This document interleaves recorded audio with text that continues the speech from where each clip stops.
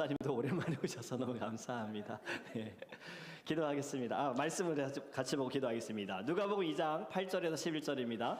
누가복음 2장 8절에서 11절 말씀 우리 함께 보겠습니다. 신약성경 누가복음 2장 8절에서 11절 우리 같이 읽도록 하겠습니다.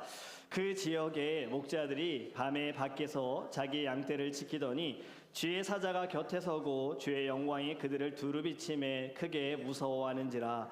천사가 이르되 무서워하지 말라. 보라, 내가 온 백성에게 미칠 큰 기쁨의 좋은 소식을 너희에게 전하노라. 오늘 다윗의 동네에 너희를 위하여 구주가 나셨으니 곧 그리스도 주시니라. 아멘. 기도하겠습니다. 사랑의 주님, 저희들 주님을 찬양하게 하심을 감사합니다.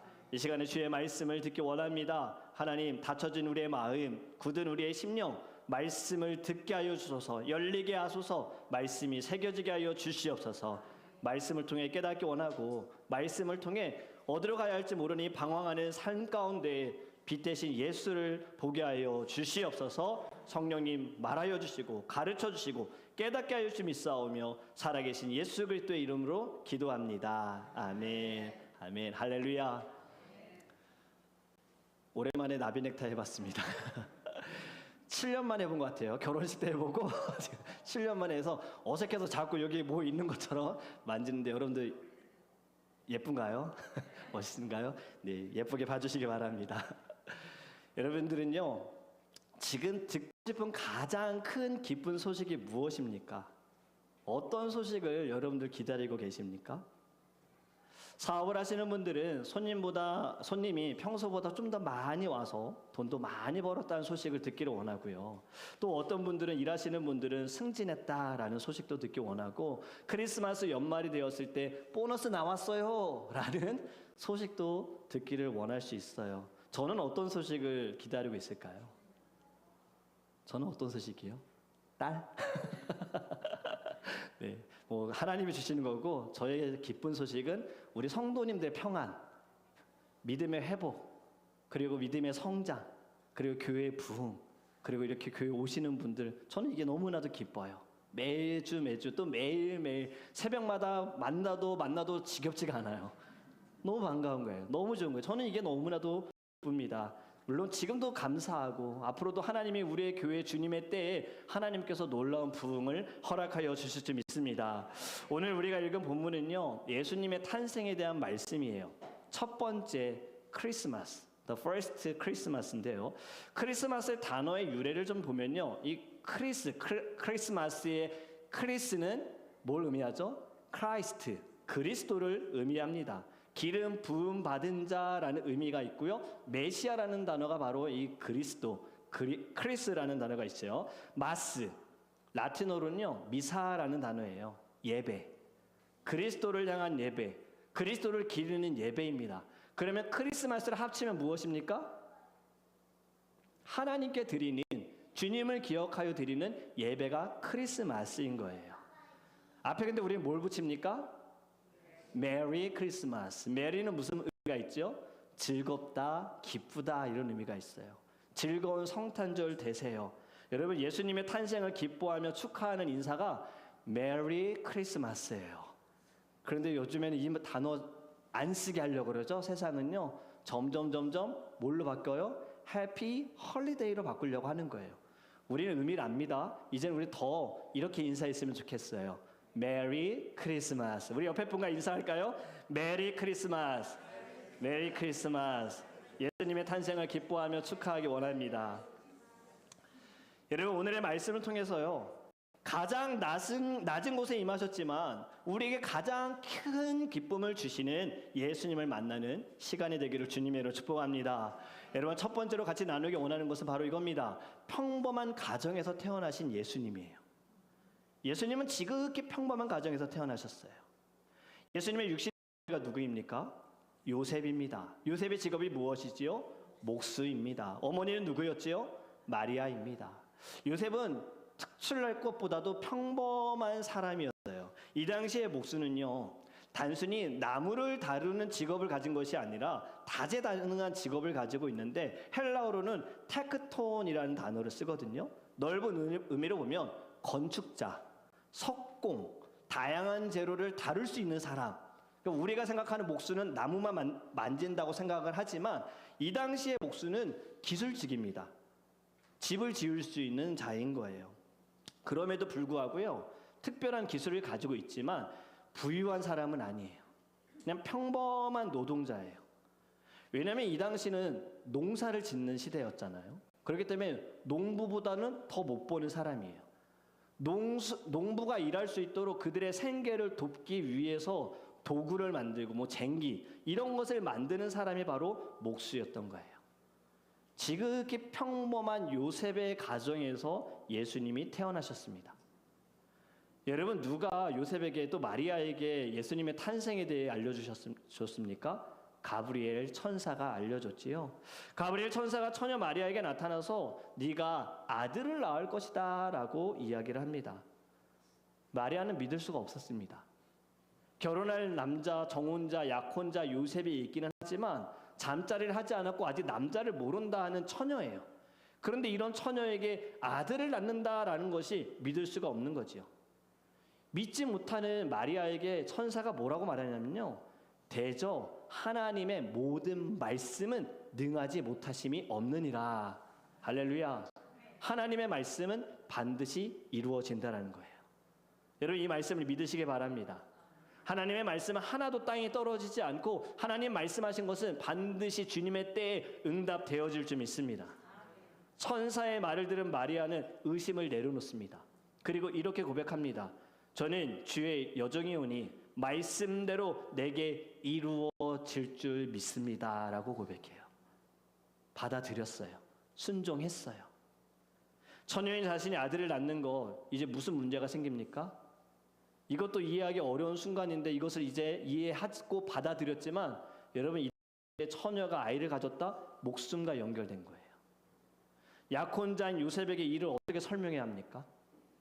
요셉은 어떻게 받아들일까요? 사람들이 알면 자신에게 돌을 던질 것이고 그 돌에 맞아 죽어야 하는 상황이지요. 천사가 요셉에게도 나타납니다.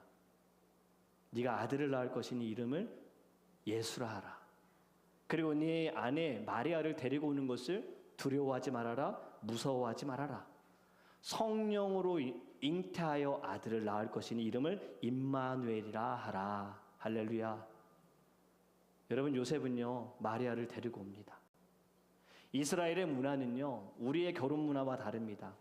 약혼은요 결혼과 같은 이 법으로 정해져 있는 거예요. 그래서 약혼자라고 하지만 사실 아내인 거죠. 마리아를 이제 데리고 왔어요. 하지만 아들을 낳기까지 잠자리를 갖지 않습니다. 여러분, 평범한 가정에서 예수님은요 그런데 평범하게 태어나지는 않으셨어요. 우리가 사랑에서 늘 고백하듯이 성령으로 말미암아 잉태된 예수님, 처녀 마리아의 몸을 통해 이 땅에 오신 분이 바로 예수님입니다. 이것을 우리가 한 단어로 성육신이라고 하거든요. 여러분, 이 성육신에 대해서 어쩌면 믿기지 않으실 수도 있어요. 자연적으로 생리학적으로 말이 안 되잖아요. 어떻게 처녀에게서 아이가 태어날 수 있느냐. 여러분, 우리가 생각해 보면 우리가 아는 것보다요 모르는 것이 훨씬 더 많습니다. 그것을 여러분 인정하십니까? 우리가 이해하는 것보다도 이해할 수 없는 것들이 이 세상에는요 훨씬 많다라는 것을 우리는 깨달아야 하는 거예요. 성경 말씀도 우리가 이해할 수 없는 내용들이 참 많이 기록되어 있습니다. 어쩌면 죽을 때까지 이해가 안 되는 성경 말씀들도 있을 거예요. 말로도 설명이 안 되는 성경 말씀들도 있을 거예요.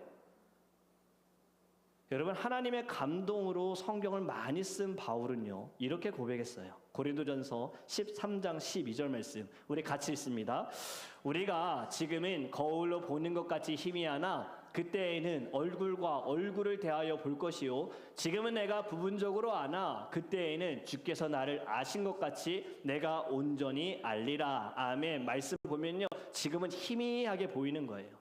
지금은 부분적으로 아는 거예요. 지금은 우리가 코끼리 뒷다리만 잡고서 우리가 아는 거예요. 온전히 모든 것을 다 알 수 있는 순간은요 예수님 앞에 나아갔을 때, 주님을 만나는 그 순간 모든 것이 다 깨달아진다라고 말씀하고 있는 겁니다. 그런데 성경을 보면 우리가 이해하지 못하는 것들이 너무 많고 받아들일 수 없는 것들이 많음에도 불구하고 우리는 이것을 믿습니다. 하나님이 우리에게 믿음을 주셨기 때문이에요. 믿음으로 말미암아 세상의 사람들이 이해할 수 없는 성경에 나타난 하나님의 기적과 이적을 저와 여러분은 믿습니다. 여러분, 믿는 것이 축복이에요. 믿지 못하는 것은 받지 못하는 거죠.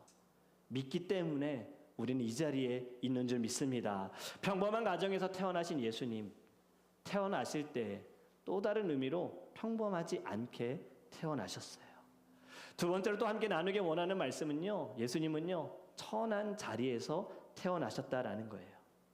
마리아서 이제 곧 아이가 태어나는 때에 로마, 이스라엘을 지배하는 로마에서 한 가지 법을 내립니다. 호적을 등록해라 해요. 너희들의 이름을 등록해라 해요. 이 당시에 호적을 등록하기 위해서는요, 무조건 자신이 태어난, 자신이 자란 고향 땅으로 가야 합니다. 요셉은 다윗 가문의 자손이에요. 그렇기 때문에 이가 간 곳이 베들레헴입니다. 유대에 있는 베들레헴이에요. 만삭의 몸으로 베들레헴에 왔는데요, 지금 많은 사람들이 호적을 등록하기 위해 베들레헴에 왔다 보니 머물 곳이 없어요. 여관에 빈 방이 없는 거예요. 그나마 머물 수 있는 곳이 어디였죠? 마구간입니다. 여러분들이 성화, 그림으로 본 마구간은 어떻습니까? 굉장히 깨끗해 보입니다. 정리정돈되어 있습니다. 그런데 사실 마구간이 그렇습니까? 말이나 동물들이 지내는 곳이 바로 마구간이지 않습니까? 당시에는 말을 애완용으로 키우는 사람들도 없었습니다. 요즘에는 애완용이라는 단어도 잘 안 쓰지요. 요즘엔 반려견, 반려묘라고 해가지고 자신이 키우는 사랑하는 애완동물을 가족처럼 여기면서 매일 씻겨주잖아요. 그런데 여러분, 이 당시에는요, 동물들을 매일 씻기는 사람 없어요. 그런 사람 없어요. 그리고 여러분, 이 당시에 도로는 어땠을까요? 아스팔트 도로 아닙니다. 흙으로 되어 있는 도로입니다. 좋은 도로가 아니죠. 그리고 많은 동물들이 여기저기 돌아다니면서 뭘 했을까요? 쌌어요. 배설물을 막 내보내는 거예요. 근데 여러분, 이 당시에 동물만 그러진 않았어요. 지금 청년들, 학생들이 이해가 안 될 수 있는데 저희 어릴 때에는 길가에서 노상방뇨하는 분들 많이 계셨죠. 정말 이해 안 될 수 있어요. 저 어릴 때는 쉬마렵다 그러면은요, 진짜 페트병 하나 갖고 왔었어요. 그냥 사람들 많은 공공장소에서도 그리 가능했던 것인데, 어릴 때 길가 다니면서 여러분 뭐 피해 다니셨습니까? 똥 피해 다녔잖아요. 그래서 똥 밟았네, 똥 밟았으면 뭐 운이 나빠, 뭐 똥 밟았으면 오늘 뭐 하나 다 해결된 거야, 뭐 이렇게도 말할 정도로 옛날에는 더러웠어요. 여러분, 자, 이제 이것을 연결시켜 보세요. 지금 동물들이 있는 마구간, 애완용으로 키우는 곳도 아닌 이 마구간, 이런 더러운 곳, 여기에서 예수님이 태어나셨어요. 그런데 여러분, 여기에는 또 있어야 할 사람이 없었습니다. 산파, 아이를 받는 조산사가 없었어요. 오로지 요셉과 마리아, 그리고 예수님이 태어나신 거예요. 예수님이 태어나자마자 누인 곳은 침대입니까? 아니지요. 어디에 누웠습니까? 말 구유에 누워 계셨습니다. 구유가 무엇입니까? 동물들이 먹는 밥그릇인 거예요. 손으로 먹어도 그릇은 더러울 수 있잖아요. 그런데 동물들이 입으로 먹는 그곳에, 그릇에 아기 예수님을 놓았어요. 여러분, 천한 마구간에 태어나셔서 천한 구유에 누워 계신 분이 예수님, 이 땅에 오신 예수님의 탄생의 스토리입니다. 이것이 두 번째 이야기예요. 여러분, 세 번째는 바로 이겁니다. 예수님이 태어나셨습니다. 우리가 오늘 읽은 말씀에 보면요, 예수님의 탄생에 대해 천사들이 목자들에게 알려줍니다. 8절 말씀입니다. 그 지역의 목자들이 밤에 밖에서 자기 양떼를 지키더니, 아멘. 목자들이 지금 밤에 양떼를 지키고 있었대요. 여러분, 이스라엘의 자연 환경은요, 사막과 산악지대입니다. 밤에는요, 야생동물이 많이 나타나기 때문에요. 그리고 또 도둑들 때문에 목자들이 밤에도 동물들을 지켜야만 했던 거예요. 목자는 지금 자신이 맡은 양이요, 만약에 이것을 도둑 맞았거나 다른 사나운 동물들로 인해 죽게 되어지면요, 이건 굉장히 큰 수치로 여기는 시대였어요. 그래서 밤새도록 양떼를 지키는 목자들에게 천사들이 나타나 10절에 이렇게 말씀합니다. 무서워하지 말아라. 어두운 밤에 주의 영광과 함께 등장한 천사들이 목자들에게 두려워하지 말라라 라고 말씀하고 있습니다. 그리고 기쁜 소식을 전해주죠. 우리 함께 읽어볼까요? 그 다음 절 같이 읽습니다. 시작. 보라, 내가 온 백성에게 미칠 큰 기쁨의 좋은 소식을 너희에게 전하노라. 아멘. 큰 기쁨의 소식을 전한다. 그 소식이 무엇입니까? 예수님의 탄생. 11절 말씀 같이 읽습니다. 11절입니다. 오늘 다윗의 동네에 너희를 위하여 구주가 나셨으니 곧 그리스도 주시니라. 아멘. 메시아의 탄생에 대해서 알려주고 있어요. 여러분, 이스라엘 백성들은요, 구약시대에 하나님께서 선지자를 통해 예언하신 메시아를 기다리고 있었습니다. 메시아가 이 땅에 오시는 순간 자신들은 모든 억압과 어려움과 고통 가운데에서 자유함을 얻게 될 것을 말씀을 통해 들었기 때문에 이들은 매일매일 메시아를 기다리고 있었어요. 그런데 이 놀라운 소식, 그렇게 기다리고 기다리던 기름 부음 받은 그리스도께서 이 땅에 오셨다라는 소식을 목자들에게 전해 주었어요. 여러분, 예수님이 태어나신 마구간에 누가 방문했었습니까? 요셉과 마리아가 있었고 아기 예수님이 계시고 누가 마구간에 찾아왔었나요? 동방박사 세 사람과 목자들이 찾아왔습니다. 사실 동방박사 세 사람이라는 것도요, 우리가 추측이에요. 왜냐하면 세 가지 선물이기 때문에 세 명이라 생각하지 사실은 더 될 수도 있는 거예요. 그런데 마구간에 온 자는 바로 두 부류밖에 없습니다. 목자와 박사들이에요. 그런데 이 박사들도 동방에서 직접 메시아가 탄생했다라는 소식을 들은 것이 아니라 뭘 보고 따라왔습니까? 별 보고 따라왔습니다. 별을 연구하는 자들이 뭔가 특이한 별이 보이는 거죠. 그리고 그 별을 보고 왕이 나셨다. 이스라엘에 새로운 왕이 나셨다 해서 그들은 별 보고 따라와서 어디에 갑니까? 왕궁으로 가잖아요. 그리고 헤롯에 새로운 왕을 보여달라고 이야기를 하잖아요. 이들도 직접 들은 건 아니에요. 직접 들은 자들은 목자들밖에 없습니다. 지금 천사들이 직접 나타나서 메시아의 탄생을 알려준 자들은, 들은 자들은 목자들밖에 없는 거예요. 여러분, 아까 이 양을 지키던 목자들, 양을 잃으면 수치를 당한다 그랬잖아요. 그런데 지금 천사의 말을 듣고 이들이 무엇을 하느냐? 양떼를 내버려 두고 마구간에 달려간 거예요. 천사의 말을 확인하기 위해서 가서 누구를 만났어요? 아기 예수님을 만났습니다. 그리고 하나님께 영광을 올려드리고 찬송하죠. 여러분, 이 당시 목자들은요, 역시나 가난한 계층에 속해 있습니다. 농업 중심의 시대라고 했잖아요. 목축업도 물론 중요하지만 그렇게 농사보단 중요하지 않은 직업으로 여겼어요.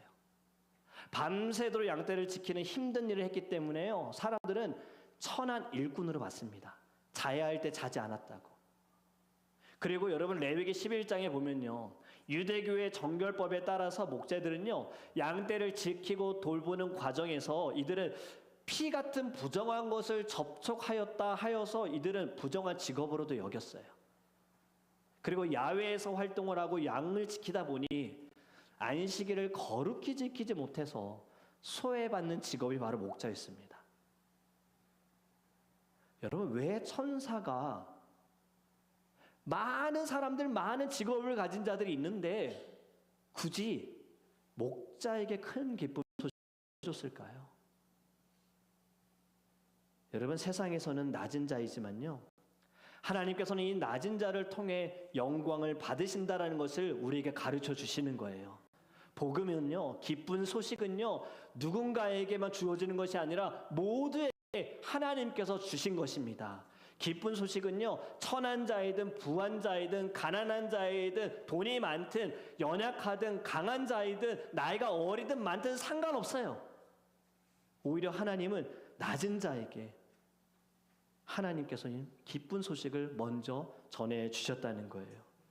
이 말씀이 생각나지 않습니까? 나중된 자가 먼저 되고 먼저 된 자가 나중되리라. 낮은 자를 하나님이 높여주신다라는 말씀이 생각이 납니다. 여러분, 예수님은 이렇게 낮고 천하고 더러운 곳에서 태어나셨고 평범한 가정에서 태어나셨고 그리고 지극히 평범한 자들에게 먼저 기쁜 소식을 전해 주었어요. 그런데 중요한 것은 바로 이겁니다. 여러분, 이 큰 기쁜 소식은요, 바로 우리를 위한 것입니다. 믿으십니까? 우리 10절의 말씀 다시 한번 같이 읽습니다. 시작. 천사가 이르되 무서워하지 말라. 보라, 내가 온 백성에게 미칠 큰 기쁨의 좋은 소식을 너희에게 전하노라. 아멘. 누구에게 미치리요? 온 백성에게 미치리요. 이 기쁨, 모든 민족을 향한 하나님의 사랑이다라고 말씀하고 있는 겁니다. 아담과 하와의 죄로 인하여서 끊어진 관계를 하나님께서 다시 연결케 하시기 위하여 모든 민족을 다시 돌아오게 하시기 위하여 예수 그리스도를 이 땅에 보내신 것이 저와 여러분에게 큰 기쁜 좋은 소식이 될 줄 믿습니다. 여러분, 예수님이 구주로 오셨습니다. 우리를 위해 오신 거예요. 우리를 자유케 하시기 위해, 우리를 건져주시기 위해 예수님 이 땅에 오셨습니다. 인간의 몸으로 오신 거예요. 만약에 여러분들은요, 여러분들이 어떤 일을 당할 거라고 생각한다면, 내가 이 길을 가게 되면 어려워, 힘들어, 그 미래가 보인다면 여러분들 가시겠습니까? 우린 가지 않을 겁니다. 그래서 우리는 미래에 대해 궁금해합니다. 내 미래가 어떨까? 내가 오늘 어떨까? 우리 이런 궁금증이 있는 것이 이 사람을 만나야 되느냐, 말아야 되느냐, 피해야 되느냐, 우리 이런 고민하는 이유가 무엇입니까? 내가 안다면 가지 않거든요.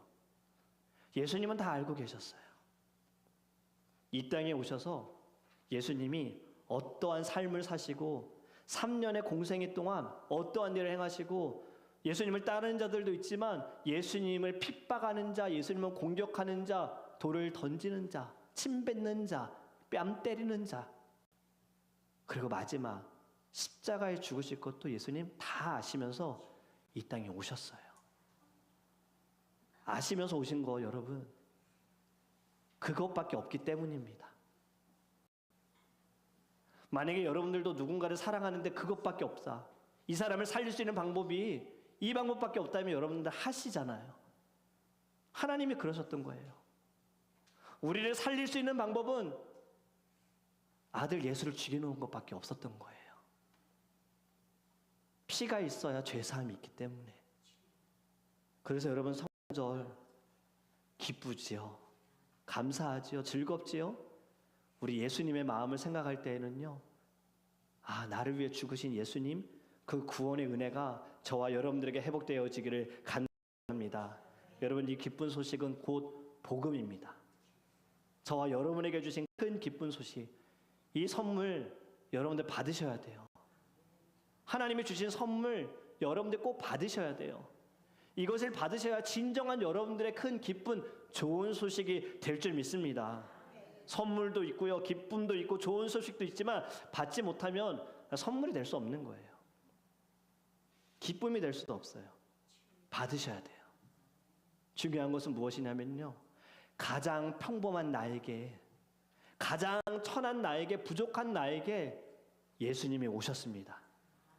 상처가 있고 마음에 어려움이 있고 찢겨지고 때로는 사람들에게 무시도 당하고 아파하는 저와 여러분에게 예수님이 오셨어요. 여러분, 이보다 더 큰 기쁜 소식은 없습니다.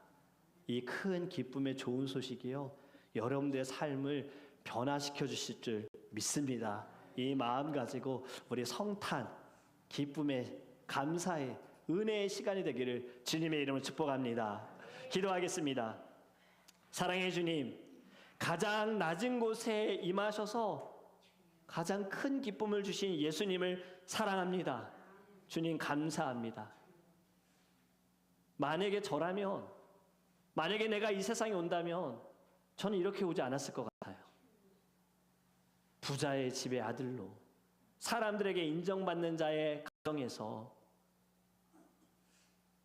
그렇게 왔을 건데, 주님은 정말 그 더럽고 냄새나는 마구간 그 말구유에 아기 예수님 누워 계셨고, 다 아시면서도 어떤 일을 당하실 것을 아시면서 이 땅의 결말이 어떤지도 아시면서 그것밖에 없기에 우리를 너무나도 사랑하셔서 주님 이곳에 오심을 감사합니다.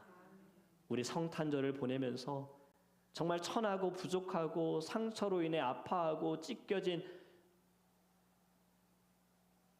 우리에게 오신 예수님, 이것이 가장 큰 선물인 줄 믿습니다. 이 선물을 저희들이 받게 하여 주시옵시고, 잊어버린 자들은 성탄절을 통해서 회복되어지는 놀라운 은혜가 우리 안에 나타나게 하여 주시옵소서. 우리 사랑하는 모든 성도님들, 예수로 말미암아 구원을 받아 이 자리에서 함께 주님께 예배하고 믿음의 동지들, 동역자들, 기도의 동역자들 만남도 축복인 줄 믿습니다. 아버지 하나님, 우리 한 목소리로 한 마음으로 임마누엘의 예수 그리스도께 영광을 올려드리는 거룩한 주님의 교회가 될 수 있도록, 사랑하는 성도님들 될 수 있도록 주님이 함께하여 주시옵소서. 주님께 감사하여 귀한 예물 주님께 올려드립니다. 성탄원금 11조와 또 하나님께서 하나하나 은혜 베풀어 주시고 어려움 가운데에서도 자유케 하시고 그리하지 아니하실지라도 내 안에 감사함을 허락하여 주셔서 감사의 예물을 드리고, 주님 말씀하신 대로 또 시험해 보아라 하신 하나님 그 말씀을 따라 11조를 올려드리며, 주님의 몸 교회가 하나님 건강하게 세워지고 아버지 하나님 교회가 교회답게 주님의 사명 감당할 수 있도록 건축원금을 올려드리고, 또 복음을 위하여 힘쓰는 모든 선교사님과 선교지를 위하여 특별히 문주현 선교사님을 위해 기도로 후원하고 물질로 후원하기 위해 드려진 선교원금과 또 하나님 첫 열매로 주님께 나아간 사랑하는 성도님들, 그리고 온라인으로 예배를 드리면서 감사함으로도 주님께 귀한 예물 드린 모든 사랑하는 주님의 자녀들, 그 중심을 주님이 보신 줄 믿습니다.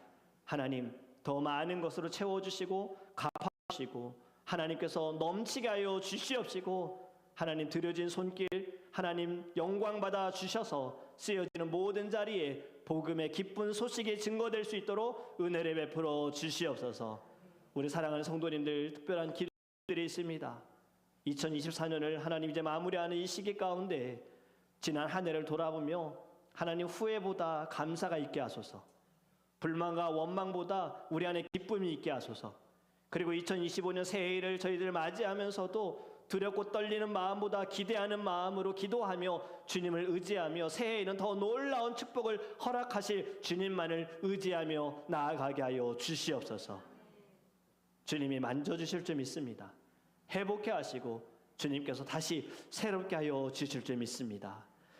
이제는 우리 주 예수 그리스도의 은혜와 우리를 너무나도 사랑하셔서 이 땅에 하나밖에 없는 예수 그리스도를 죽이시기 위해 보내신 하나님의 그 크신 사랑하심과 오늘의 말씀을 듣고 크리스마스를 단지 세상의 사람들처럼 휴일로 보내는 것이 아니라 정말 나를 위해 오신 예수님을, 그 구원의 기쁨과 감격 선물을 받기 위하여 가르쳐 주시는 성령님의 교통하심과 우리 안에 내재하심이 가장 낮고 천한 곳에 가장 큰 기쁨을 주신 하나님을 바라보며 그 천한 자, 부족한 자, 연약한 자, 상처받은 자, 힘든 자가 바로 나라는 것을 깨닫고 나에게 오신 예수님을 기쁨으로 맞이하며 주를 위해 살겠다고 헌신하는 주님의 사랑하는 모든 성도들 머리 위에 저들의 가정과 사업과 직장과 서 있는 자리와 자녀들 위해 이제로부터 영원토록 주님의 놀라우신 은혜와 축복하시기를 주님의 이름으로 축원합니다. 아멘.